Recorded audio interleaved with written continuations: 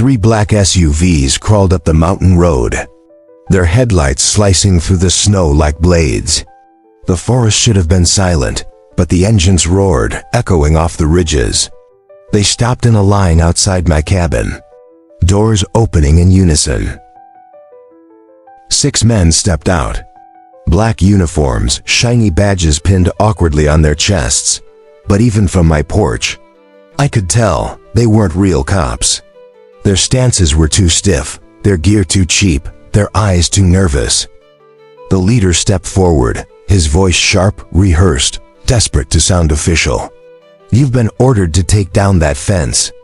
Immediate compliance is expected." I didn't answer, not yet. Instead, I wiped the snow from my gloves and studied them in silence. My instincts, sharpened by years in law enforcement, screamed the truth. Imposters. Thugs in costumes. Slowly, I stepped down from the porch.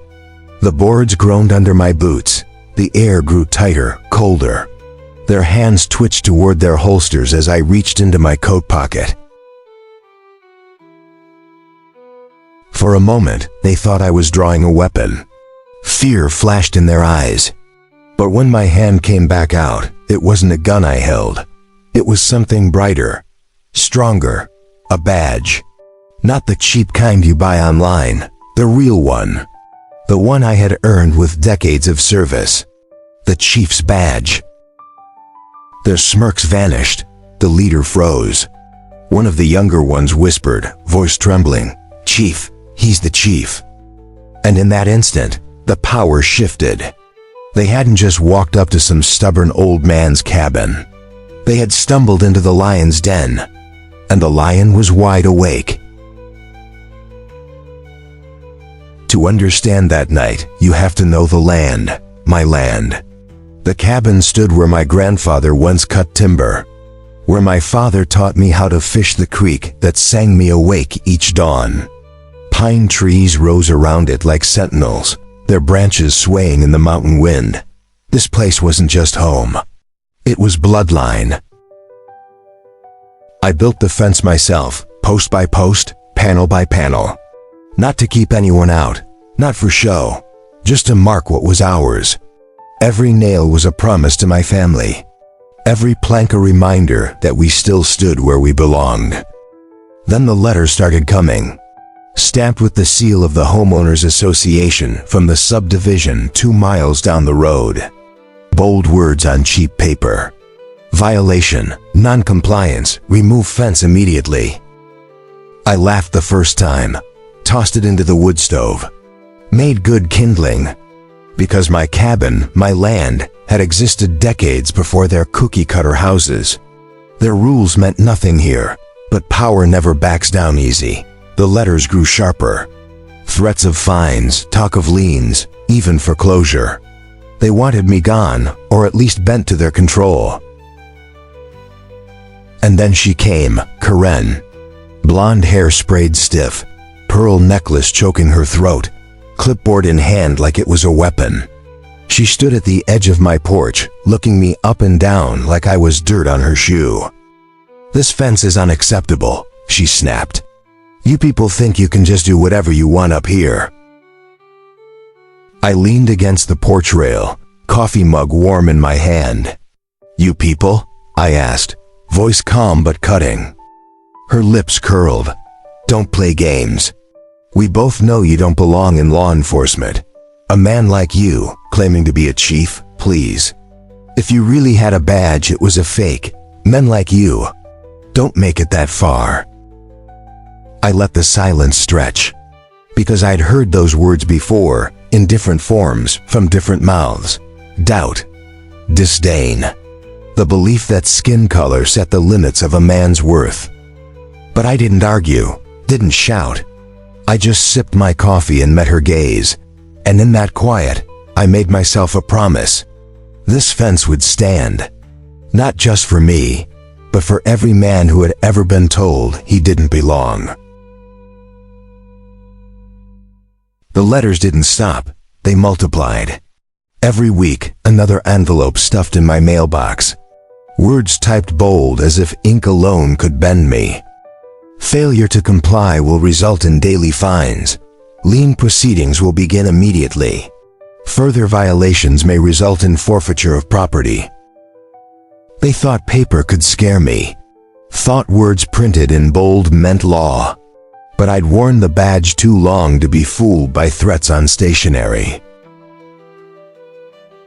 One night, I sat by the fire, letters burning in the stove, when the memory came back.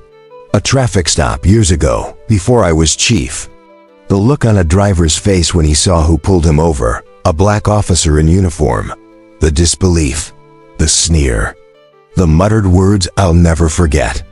Ain't no way somebody like you gonna make it far in this job.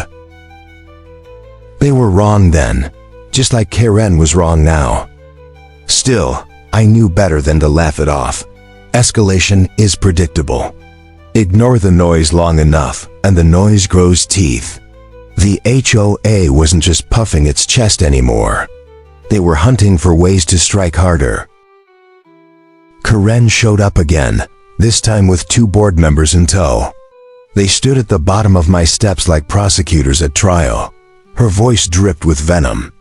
We've reviewed your so-called claim of exemption. It doesn't hold. This land, this cabin, is subject to our authority. You either take that fence down or we'll take it down for you.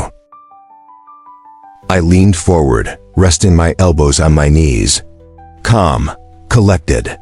This land was deeded to my family before your subdivision was even surveyed. You have no jurisdiction here. One of the men muttered, "You think a colored man understands deeds and law better than us?" He said it low, but not low enough. I stood, slow. The porch boards groaned under my weight. My voice cut through the cold air like steel. I know the law better than you ever will. Because I didn't just read it in a pamphlet. I enforced it. I bled for it. And I still carry it. Asterisk. Their eyes narrowed, but I could see it. The crack in their confidence. They weren't used to being challenged, least of all by someone they thought beneath them. That night, after they left, the mountain was too quiet. No owls, no rustle in the trees. Just the sound of my own heartbeat reminding me what I already knew. When people who crave control feel ignored, they don't go away. They escalate. And in the pit of my gut, I felt it coming. The storm, the test. The night when words would no longer be enough. The night came colder than most. The firewood was stacked high against the cabin wall, my gloves damp from melting snow. The mountain was silent, too silent. That's when I heard it. The growl of engines climbing my road. 3 black SUVs rolled into view. Headlights cutting through the trees, beams bouncing like searchlights. They stopped in formation, doors opening in unison. 6 men stepped out, dressed in black uniforms, badges pinned crooked on their chests, cheap holsters strapped to their belts. I straightened, wiping my hands on my coat, watching as the leader marched forward. His voice cracked against the night. "Evening. We're here on official business. That fence violates code. You've been ordered to remove it. Immediate compliance is expected." I stayed quiet, eyes scanning them. Their uniforms didn't match any department in the state. Their boots were too clean. Their belts carried knockoff gear you could order online. Their stance was all wrong. Not lawmen, actors in costume. My instincts screamed it. "Mind showing me your identification?" I asked, calm, steady, the same tone I'd used to talk armed suspects down in my past life. The leader snorted, trying to mask his nerves. "We don't need to show you anything, old man. We're the law here." The others shifted behind him, posturing tough, but their eyes betrayed them. One kept glancing at the tree line, jittery, like he expected something to jump out. Another tapped his fingers against his thigh, rookie nerves eating him alive. I stepped down from the porch, boards creaking under my boots. The air tightened, every breath clouding white. I stopped just feet from the leader. Close enough to smell the cheap cologne mixing with sweat. The law, huh? I said low. Then tell me, what agency are you with? Local? State? Federal? The leader hesitated. His mouth opened, then closed. He muttered something about regional enforcement, which doesn't exist. That was all the confirmation I needed. And then one of them said it, low but clear enough to cut. Don't waste time with him. He's just some washed-up black guy hiding in the mountains. You think somebody like him ever held a badge? Please. Man like that doesn't rise that high. The words burned, not because they were new, but because they were old, familiar. The same poison I'd tasted 1,000 times before. Doubt, disdain. The belief that men like me didn't belong in uniforms. In office, in power. But I didn't flinch. I didn't rise. My voice stayed cold as the mountain air. That's your mistake. Thinking law comes down to skin. Thinking a badge is bought at a costume shop. You boys picked the wrong cabin. Asterisk. The leader puffed his chest, but his hands trembled at his sides. He tried to steady his voice. We were sent here under orders. The HOA board has authority. You either take it down, or we'll make you. Asterisk. Asterisk, I almost laughed. Instead, I let silence stretch, the wind whistling through the pines. My heartbeat stayed steady, my mind razor sharp. Years of training wrapping me like a second skin. They thought I was just another old man. They had no idea who they were dealing with. I let the silence hang, long enough for their nerves to fray. Then, slow and steady, I reached into my coat pocket. Their hands twitched toward their holsters, tension snapping like a wire about to break. But when my hand came out, it wasn't wrapped around a weapon. It held something brighter, stronger. A badge, not a toy, not a knockoff, the real thing. The chief's badge. The porch light caught the metal, flashing it into their wide, uncertain eyes. The leader's smirk evaporated. One of the younger ones whispered, barely audible over the wind, "Chief. He's the chief." I stepped closer, boots crunching slow in the snow. My voice dropped, colder than the mountain air. This is the law. And you boys just made the biggest mistake of your lives. The leader tried to recover, puffing his chest like a cornered dog. We were just following orders, he stammered, his voice cracking.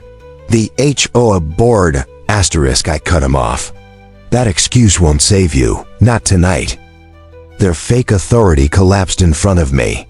I could see it in their eyes, the panic, the cracks in their bravado. They weren't lawmen. They weren't enforcers. They were pawns, and pawns fall first. I lifted my radio, pressed the button. One click. My voice was steady. Unit 12, Chief here, code 10 to 99. Impersonators at my location. Send units now. The line crackled, then the dispatcher's voice answered clear and sharp. Copy that, Chief. Units en route. The imposters froze. Engines still idled behind them, but they didn't move. They knew what was coming. Within minutes, the valley filled with sirens. Red and blue lights painted the snow, bouncing off the trees like fire in the dark.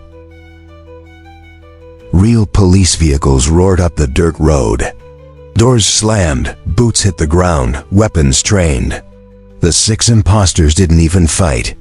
They dropped to their knees, hands raised, as officers swarmed them. In less than a minute, they were face down in the snow, wrists cuffed, their fake badges stripped off. Real law standing over them, real authority taking them down. I stood on the porch watching, shaking my head, all this. Over a fence. By the next morning, the imposters were booked. Charged with impersonation of law enforcement, conspiracy, and attempted extortion. Their faces, once so full of false authority, now looked hollow behind steel bars. But the story didn't end there. Because rats never crawl alone, an investigation reached straight back to the HOA, emails, payments, direct orders from the board. And at the center of it all, Karen. Her signature on letters, her voice on recordings, dripping with the same venom she had poured on my porch. She tried to bluff. She tried to cry. But the truth held stronger than her pearls and hairspray. Within days, the board collapsed. Some resigned in shame. Others faced charges of their own. The subdivision that once flexed its petty power now faced federal oversight. Their empire of intimidation crumbled to dust. And my fence? Still standing, taller than ever.